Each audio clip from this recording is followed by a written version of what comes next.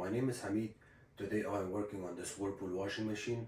The customer's complaint is they're getting f09, e01.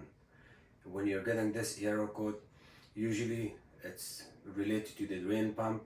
If your drain pump is weak, it's not working properly, or if there's something stuck in it, you will have this problem. There's also communication problem between the main control board and drain pump, and the drain pump is not working because not getting enough or proper signal from the control board. You will also have f09, e01 error code. But very common problem on these units, or when it's this error code, there's usually something stuck in the drain pump, or the drain pump is weak. These are the two common problems. It's possible that we may have a bad drain pump, but I don't think so, because I can hear the drain pump running.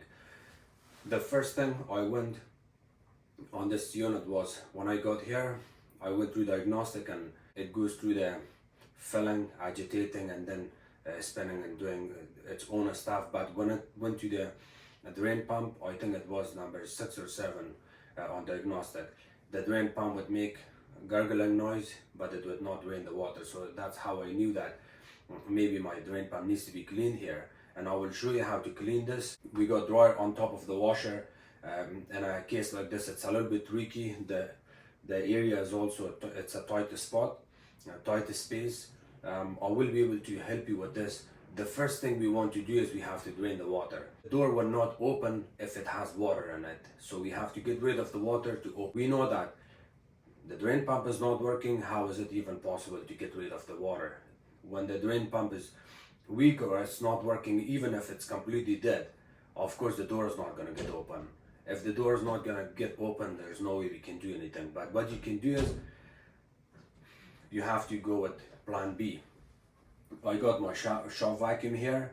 I'm going to use the shop vacuum on the drain hose where it goes under the sink in there. I will manually vacuum all the water out. I'll vacuum it with the vacuum, and then once I know that the water has completely drained from there, it will be slow, because when we got restriction, when there's a stuff buildup in front of the drain pump, the water has to flow from that garbage and debris which is built up there, so that the vacuum will be running slow. It's gonna drain the water slowly because we got garbage and debris built up there, and because of that it's gonna take some time. So be patient and use your shop vacuum. You can only use shop vacuum. Vacuum all the water out, and when you do this, you want to make sure that the washer is in unplugged position. It's unplugged or turned off from the breaker. When you know that the water is completely drained, plug it back in, press power, the door is going to unlock. When there's no water and you're pressing the power, turning it on, or you're turning it on and off while it's plugged in, the washer will open its door, and then you can do your stuff. You can get your model number from there, or if you got clothes stuck inside of the washer, you can also pull it out. So the first thing we're going to do today is we're going to drain the water. The unit is already unplugged, so I'm going to drain the water with the vacuum, and we're going to go from there.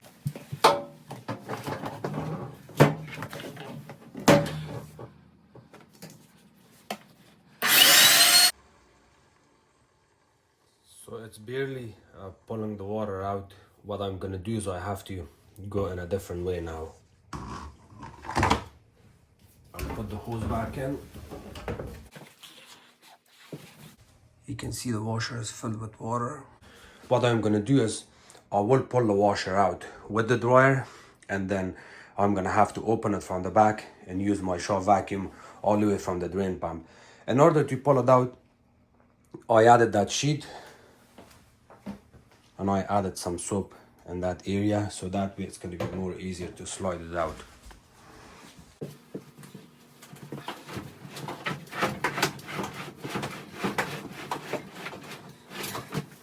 I have disconnected the power for the dryer. As you can see, disconnected the ventilation hose, disconnected, of course the power is off, the dryer plug is disconnected, and now I'm gonna have to get to the back of it and open the stuff apart from there. Okay, we're gonna remove all of these screws from the back all the way down.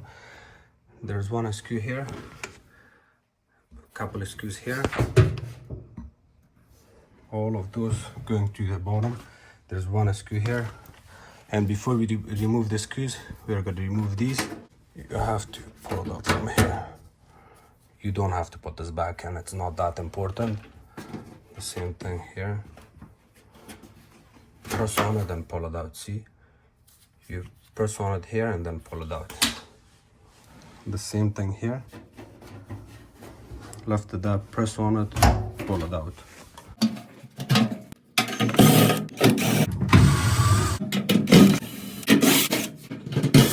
So you know all the screws are out except this one.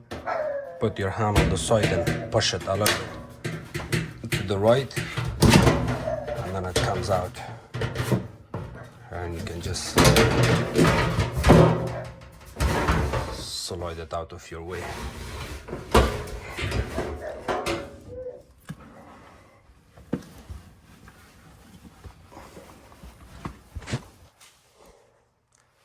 So I'll show you from the back. The water valves are here, the water solenoid valve. The drain hose comes here. This is your pressure hose. Of course, the drain pump comes in two pieces. This is the main one, and then from there it goes to the back. It goes all the way from here, and then it goes to towards the inside, towards the front. And of course, this is the tiny below for the pressure hose. Our motor. Of course, our motor wires. You can see the drain pump here. That's your drain pump. I'll put this tiny bucket right here, just to make sure it doesn't spill a lot of water. You do not have to removing it to show you the drain pump properly.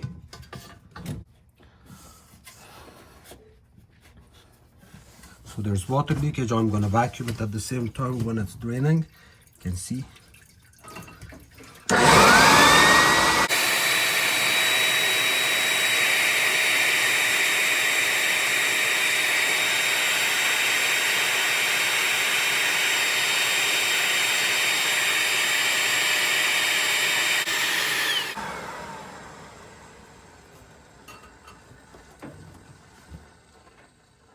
Okay, so at this moment we do not have loss of water left. It's still leaking, but I'm going to pull the filter out for the drain, which was causing the whole issue, and I'm going to show you here.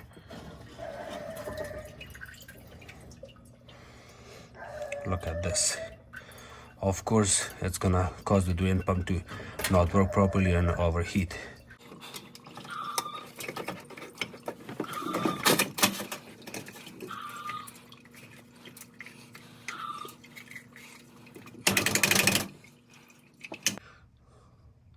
You don't have to make it look perfect.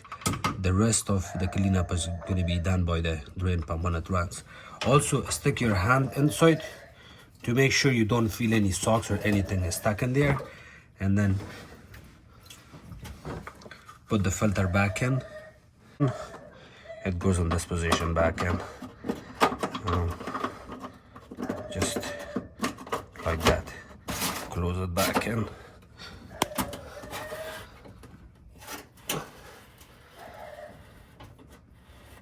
Okay, it's good now. You want this plastic tab getting stuck in this area, so these two needs to be flushed in. I will plug the washer back in. The washer is plugged in. You hear that? The door lock got opened, and now I'm gonna run the washer just for a couple of seconds to make sure it fills with water and it's not draining from there before I put the back panel back in.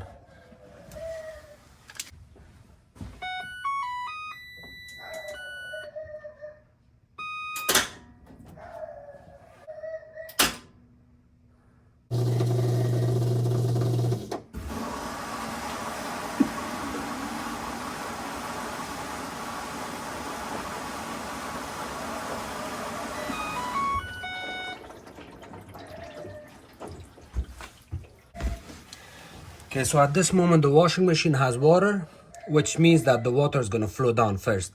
No leakage, keep eye on it for a couple of seconds. If no leakage, everything seems okay, the job is done. You put your back panel back in.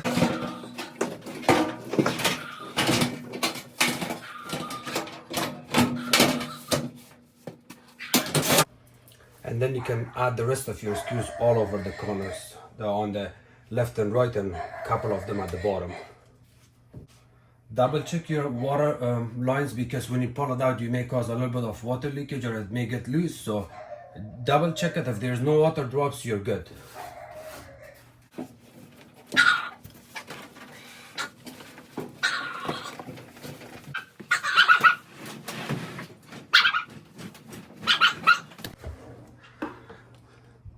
Add your drain hose on its place, the plug in the dryer, add your ventilation hose, and make sure you run the dryer that it doesn't fly out.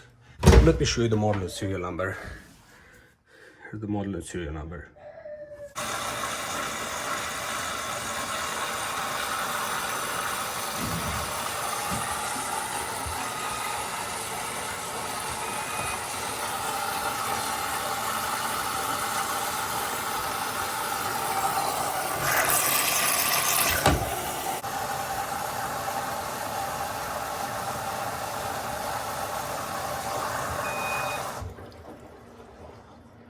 Okay, now when it's on CO5, I want to drain it.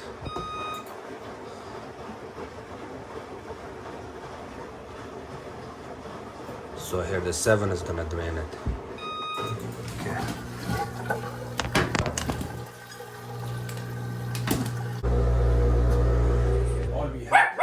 All we had in this washer that was causing f09 e01 error code was all of that garbage and debris that I pulled out. It's good now. Thank you so much for watching my videos.